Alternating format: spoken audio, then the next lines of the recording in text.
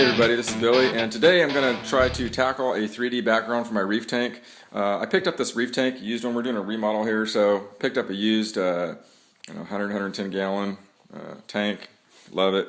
And I've been wanting to do one of these 3D backgrounds because I think it makes the tank look completely different. So we're going to get into that. I'm going to show you how to do it. And a couple things you're going to need. Let's walk out here. You're going to need some of this 8-crate or light diffuser. Go into the light section at Lowe's or Home Depot and go ask for a diffuser. Just go back there. It's going to run you about $8. Depending on the size of your tank, you're probably going to pick up a couple of those. You're going to need a grinder. If you don't got one, go to Harbor Freight, $20. And you're going to need this stuff called, it's like a foam expander, foam sealant or whatever. Just make sure you get the black stuff. And if you go into like the where they do the ponds and stuff, you'll see that. The reason why you want to use black is because it's UV and it doesn't break down in water like the yellow stuff does. So do not get the great stuff or whatever that stuff's called. You definitely want the black. Okay? So let me see what else you're going to need. You need zip ties, and you're going to need some sand, and you're going to need some salt rock crystals. And that's going to be for the texture, and you're going to need some resin. And so we'll get all into that as we move forward. So anyway, here we go. Let's get it on. Oh, real quick, so let me tell you what you're looking at right here since we're getting started. So you can see that you have to cut your design, your base design, okay? You can see I kind of just got something real simple. We're also going to make something around the overflow, okay? But the reason why I do this is because you can't get it in the top, so you're going to have to cut it into two parts. So make yourself like a design a little bit, you know, that you can kind of get into. Okay? Cool.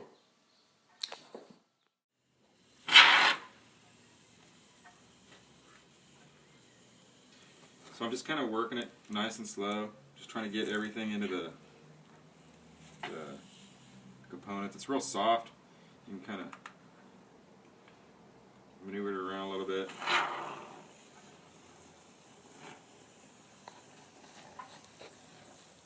Kind of cool stuff because it actually looks like live rock when it goes on. I've got it set on parchment paper, or I mean some kind of parchment paper on the back side. So you're just kind of working it around.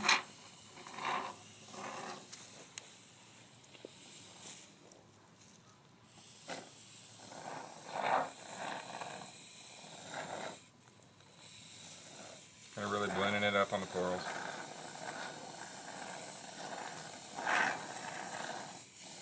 Don't be afraid to texture up a little bit higher, you know, in some areas or low. You don't want it flat, I don't think, because, you know, rock's not flat. So, you know, I'm going to work it up on this stuff.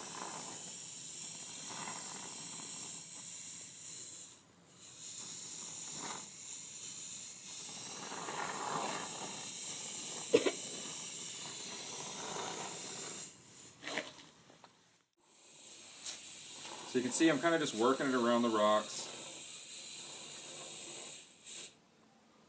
And it kind of feels like when it goes on that it's not really adhering to stuff, but I think it is. Don't worry about, you know, because when it tacks up here, we're going to try something.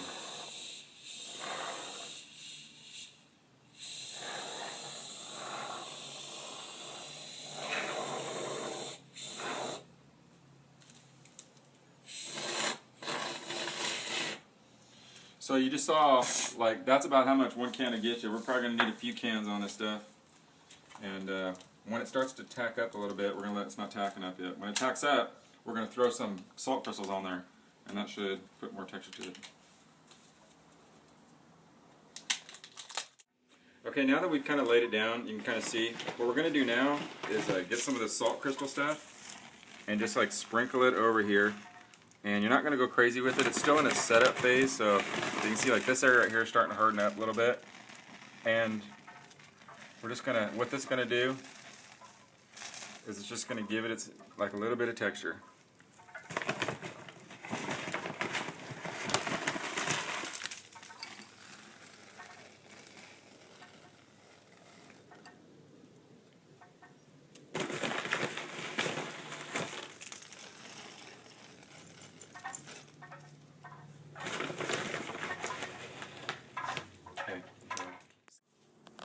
Okay, well, we got it all foamed out. We got all our rocks in place, and I know it doesn't look like that much now, but when we get we get all the stuff on there, hopefully, you know, it'll be where we want it to be. So there it is. There's the first, you know, all foamed out.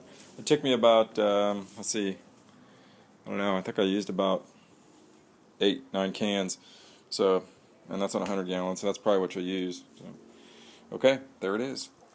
We'll come back later and we'll knock all the salt off it, apply the resin and the sand. Okay, well, we've got it in there, and you can kind of see how it's taking place right now. We're going to have to pull it back out. I kind of put it in there and then cut it kind of close and then put some wax paper on the side, and then I'm going to let it dry up, and then we'll be able to have it. It should be pretty close to the edge, you know. We'll see how this goes. I got to let it dry up though. One of the things I did do is I took off the top brace, and I'm going to put it back on there, and kind of didn't want to do it, but my only other option was to cut this thing to 3 pieces, and I think I'd rather just have it 1 piece, to be honest with you. And I had to trim for the overflow. You can see that right there, but you can kind of see it taking place, and it's pretty cool. Like I'll go in there, and the cool thing about this stuff is that, let me see if I can get in close here. You can actually pick at it once it dries, and it kind of gets these cool, like lava looking things. So this stuff's really forgiving. Like I said, if it doesn't look, once it dries up, I just kind of did this, and I'll go in there and kind of pick at it and make it look like it flows in a lot more. But see, it's kind of like bubbly and stuff right there. Not very cool looking, but when I get done with it, it should look pretty good. But anyway, so we're coming along, and then after this, we're going to pull it back out and resin it up. Let's see how that goes. All right. Okay, now we're in the sanding phase of this thing. We're using a 2-part resin, and it's pretty simple. You just brush it on and then sprinkle some sand on it. And I'm using, I don't know what's it called, I'm using kind of the coarser sand. I think it'll look a little better, but we'll get it all done. We'll see what it looks like. Okay, well, we've got it all buttoned up, and I've got it all resined up, and let me see if I can pan back a little bit. But that's basically going to be the background. We've got our holes here for the outlets. I might have to adjust those a little bit, but those should slide right back on.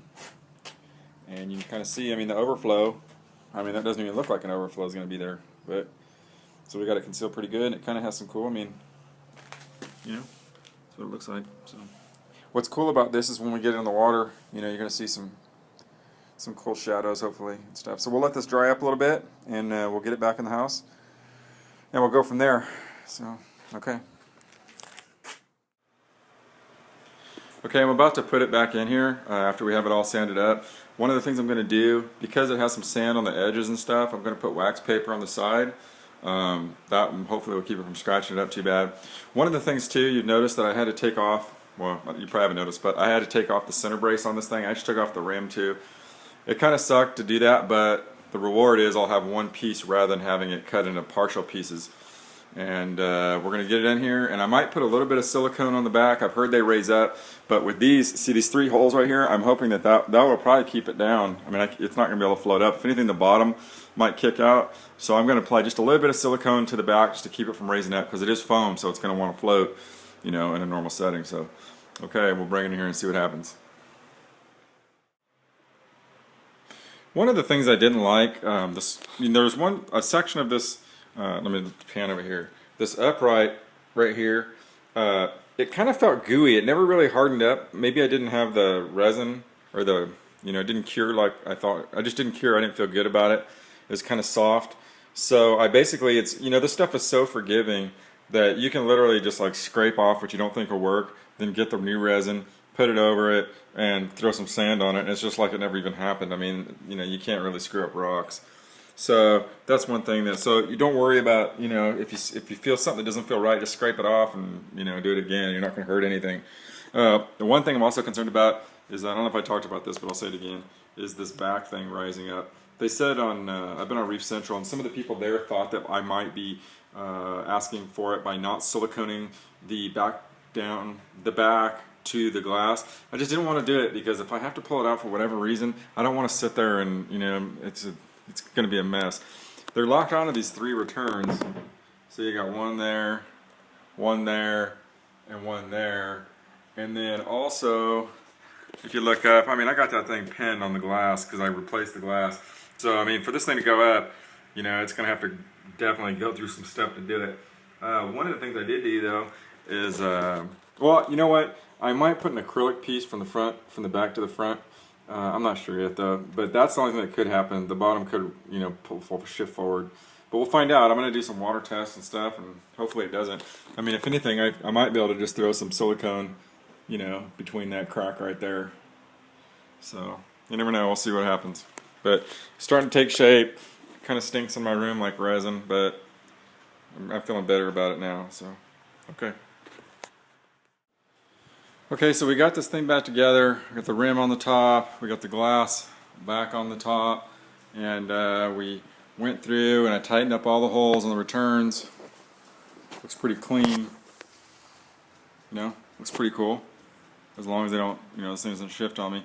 In fact, I was, of course, some of you guys at Reef Central told me the horror stories about these things shifting. So I ended up putting some silicone on this edge right here, and I siliconed the whole bottom right there. See that? All along the bottom. I did it. Kind of overdid it right there a little bit on that corner. And then I think one of the things that happens is I think the sand works its way behind the foam and pushes everything forward. So I think it's good to silicone at least the portion up where the sand's going to go, so no sand gets behind the board. I think that's one of the components that kicks it out eventually, is the sand works its way behind and it just forces it back. So we're going to try to eliminate as much sand getting back there as we can. And as you can see, it can't really go too many places because I took this. I'm glad I left it one piece. As long as it doesn't malfunction, I'll be excited. If it malfunctions, this whole thing has to come, you know, apart, and that's going to be a disaster. But it really can't go anywhere. I mean, if it floated up a little bit, it hit that, but it's hooked onto all three of these returns, so we'd have to break the returns. And we siliconed it, you know, the best we could. So hopefully everything goes right, and you know, we're going to do a water test, and we'll see how that works out. Very cool. It's the Reef foam build, or foam board. Okay, well, here we are. We're kind of getting to the home stretch here of our 3D foam board background. I still have some things we have to mess with. I swapped everything over from the other tank. Everything looks like it's doing pretty good today. All the fish are accounted for. The corals seem like they're doing okay. I'll probably move some corals around here and there. And my pumps took a dump on the bottom, so pretty much not really filtering anything right now other than the live rock, and that's okay though. And I'd eventually like to, you know, we'll get this heater and this, man, I'd like to get this thing out of there if I can get enough power coming out of those the returns. I'd love to get those out of there. But yeah, here it is, 3D foam board background. It's really cool. I love it. I love the way it turned out. I mean, dude, Disneyland couldn't do it better. But there's a couple of issues that I think I would do different if I was going to do it. One of the things is the ledges. See that right there, how cool that is? You can put your corals up there. I would have had more ledges towards the top of this thing. I mean, I got most of my stuff on the bottom. I mean, you probably can't see it, but if you look. See, anyway, I got most of the live rock pushed in at the bottom. And, I mean, there's some small pieces here. And the cool thing about this, though, is really you could drill a hole through any of this and, or with anything, punch a hole through it and stick a coral in it. You ain't going to hurt nothing. It's just foam board. And I'm really glad I siliconed in the bottom of it. And it's not lifting up at all. That makes me feel good. And I also siliconed some of this area along the side. So we got the whole bottom. It's not, doesn't look like it's moving at all, at least not yet. And it's hung up on the returns too. See that, how it's molded into the returns? So we'd have to lift up the returns and all that. But yeah, it's cool, man. It just it gives a lot of depth to the tank. It doesn't look flat. I don't ever have to worry about algae, what it looks like. It's going to look cool, and Coraline takes over it. I mean, it's a process that probably took me about a week, the whole thing. Like I said, this is the final phase. But yeah, you know, it's pretty cool. I enjoy it, and it's neat the way the water goes all the way up to the rock. See that? It's neat. Yeah, very cool. But yeah, so the only tips I'd give you is if you're going to do it, mount your rocks up, the ledges that you're going to have, to the middle high side, so you can get some things like this on there. Okay? And other than that, you know, it's I think the whole process cost me, I used about 8 cans of spray foam from Lowe's, a couple bottles of resin, auto resin, a couple bags of sand, some Like I said, all the stuff you saw in the video. I mean, I basically at the end of the day, I think I got about $200 into it. So anyway, there it is. Foam board background.